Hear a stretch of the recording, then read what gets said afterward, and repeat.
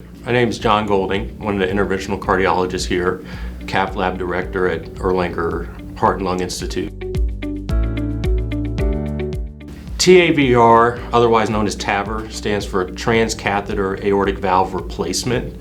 So traditionally in the past, when you would replace someone's aortic valve, it was done with an open procedure with an incision called the sternotomy. So you'd have to kind of basically cut the person open down the middle of the chest to expose the heart. But now with the transcatheter approach, we can access the heart from either the legs, arms, neck, or chest using either a needle or a minor cut down to get to the artery.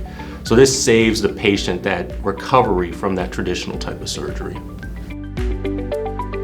The biggest benefit patients are going to get from this procedure is recovery time. You know, with traditional surgery for aortic valve replacement, you're usually looking at anywhere from a month to 6 months to really get back to your baseline. With the transcatheter approach for your aortic valve replacement, you're looking at a day in the hospital and 4 or 5 days you're back to your baseline. So that's the biggest thing. The risk, obviously, the less invasive you are when you approach repairing someone's aortic valve, the better they're going to recover. So what happens during the TAVR procedure is we will get access into an artery either in the leg or the upper body, and then with specially designed catheters, we're able to deliver these valves through those arteries up to the native valve. So the combination of the surgeon and the interventional cardiologist work together to get the access and then to obtain a path to the valve and then to deliver the valve in place to deploy it for replacement.